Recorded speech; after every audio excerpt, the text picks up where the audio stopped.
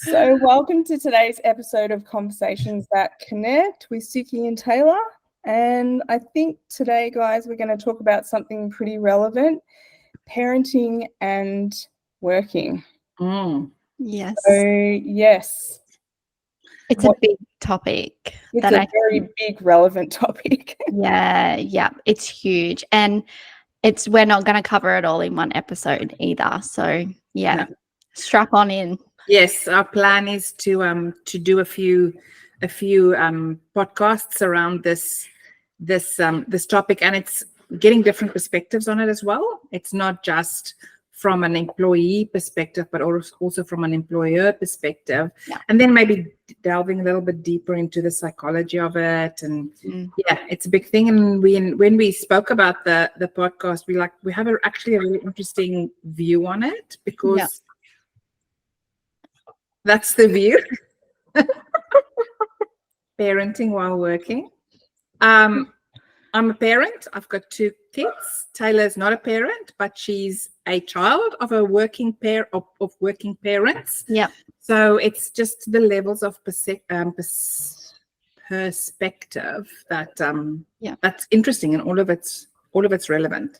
Yeah, I think we can cover the 4 sides to it. So employee, employer, child, and parent. So Yes. I think it's going to be a well-rounded series, and it will give a lot of perspective. Yeah, so it's we spoke about it because it's just relevant. It's not something that anybody can get away from.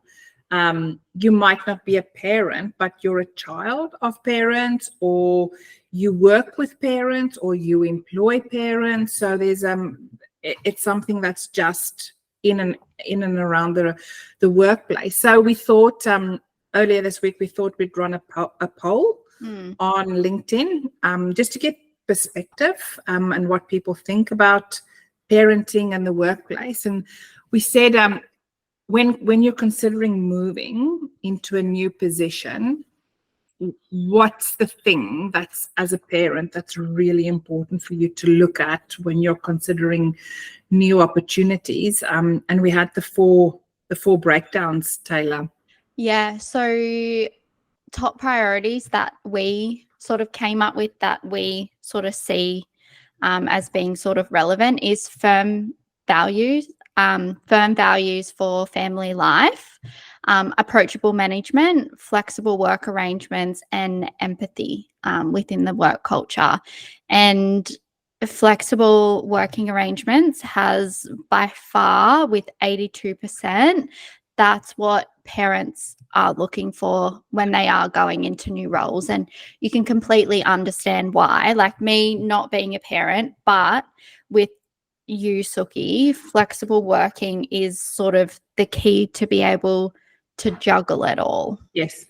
To try and be a parent and be present as a parent, but also knowing the importance of the fact that you're an employee and you're working with carrying another organization, and play a big part of that. So, and I think the flexible working arrangement, there's various levels of that. And I think there's also various stages of what you can ask and what is acceptable to ask. And that would differ from, obviously, type of role, type of organization, level that you have within the organization, your responsibilities specifically. But that was the flexible working arrangements was definitely the highest. And then we had one that had 0%, which was approachable management.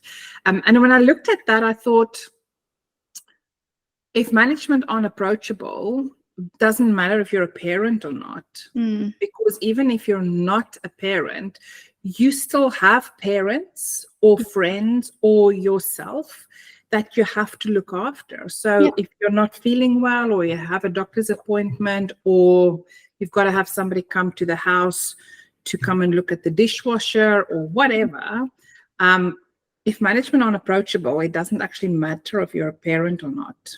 Yeah. So, It makes a big difference, I think, knowing that you can go and speak to someone. Correct. If you feel like you can't, I think it says a lot about the culture of the place. Yeah, and I think why it got 0% on our post is because if they're not approachable, it won't even be a consideration. Because if people are flexible in the workplace, they have flexible work arrangement, they're empathetic and they have good values, of course they will be approachable. You would assume that. Yeah. So the firm family values within an organization, that got 9%. And then empathy within a workplace, the other 9%. And if you think about the empathy part of it, I think it's that just seeing again that when you're employing somebody, you're employing a package deal. Yeah, you're employing the whole family. You're not just employing one individual. You're employing the school pickups, the school drop-offs, the doctor's appointments, my kid's sick. Like, you're employing all of that. And that empathy, as a leader, I feel like you do need empathy, whether you're a parent or not, because that supports their mental well-being, as well as helps create that supportive environment and that atmosphere where they feel like they can say to you, hey, look, I'm really sorry, I have to go pick up my child from school, they're not well. So yeah, I think all points do speak to different individuals in some way or another. It's really just what is relevant to their situation in that time, or the time is now, really what's relevant for them right now, where it could change in 6 months' time. They could be going through a different season of their parenthood, or something with their children. So I think it could definitely change in 3 weeks' time if we put the poll up then. Yeah, but I think a good leader is in touch with their employees or their team enough to know, or at least have an idea of what season they're in or where they're at with those values. And have a culture where either the leader can approach the person, which sometimes is difficult if you know something's going on but you're not 100% sure, and you want to create an environment where you're waiting for the employee to come and talk to you.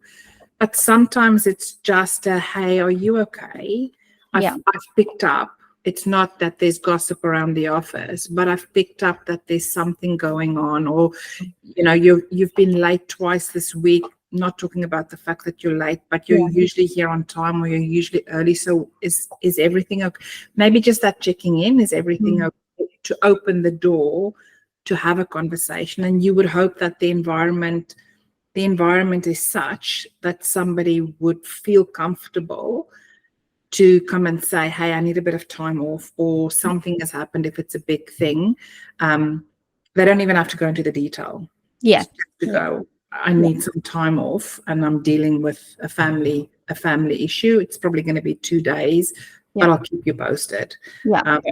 And that creates such a buy-in. Correct. Because, I mean, if anyone says we understand your families first, they have loyalty, because most people go to work for their family and their family life. Correct. That's why we're here, to put food on the table and to give, your family the best that you can, at like giving them all the opportunities. And I know my parents worked their butts off for me and my brother to have every single opportunity under the sun. So I see that from like a child's perspective. So but then, like, I know, Suki, everything is for your kids. And that's why you're here in Australia. Yes, 100. That's what's driven every decision I've made. It was very interesting. And Naomi, can I share your story about the last 2 days of your life? I was literally just picking the kids up at school before we did this podcast, and Naomi lives in northern Victoria and was told to evacuate yesterday because of bushfires. And the first thing she did when she reached out to me and Tayla was saying, I'm so sorry, I might miss the podcast, but we're evacuating. And our immediate response, without Taylor and I knowing that we responded the Yeah. same, was families first. Take care of yourself. Work comes second. Yeah. And you would hope that every organization would do that. Yeah. And Naomi, you were going to go to work today, but which just shows the loyalty back to an organization again. So, it just hit home for me that things can change like this, and then family is the thing that comes first. Yeah, it just is. And it's always a struggle or a challenge as a parent to balance work, family life. You're always trying to do the right thing in each different area, and it is part of being a package deal that you employ, or you're trying to balance every day. And there's it's so sometimes it's confronting when you have either yourself or somebody in your family has let's say a medical issue, and you're going for a new position. How much do you say? How much do you let them in to let them know that, hey, once every 6 weeks I have to take a day off because I've got a friend that has cancer, and he has every 2 weeks he's got to go for chemotherapy. Wow. Yeah. Calls it his jungle juice.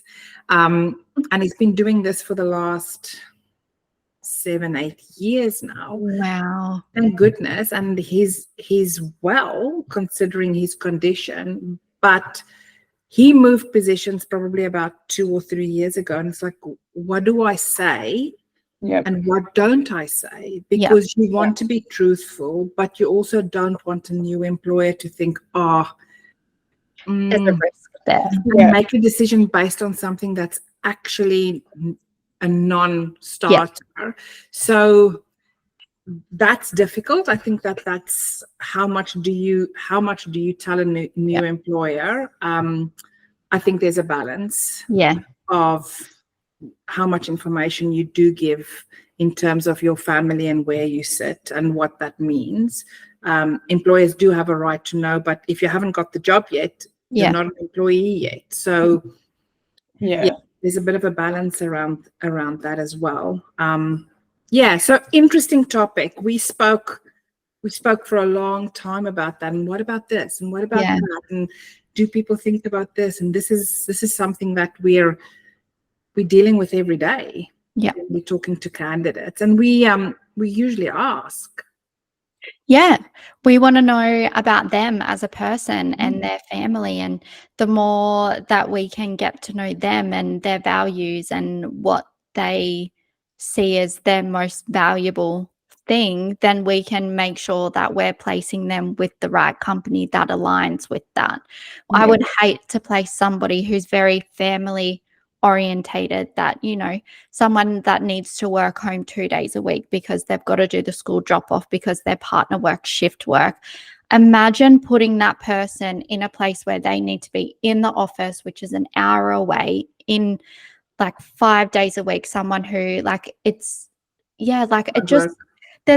no point, and there's no point putting them forward for that job, because we know that that's not what they want. They're probably not going to last. No. And that just reflects badly on both of us for putting that person forward, knowing that they're not suitable, but also it tarnishes the candidate's name because they only lasted a few weeks. Yeah, correct. Yeah. So on the flip side, if you do put them in the right environment, they thrive.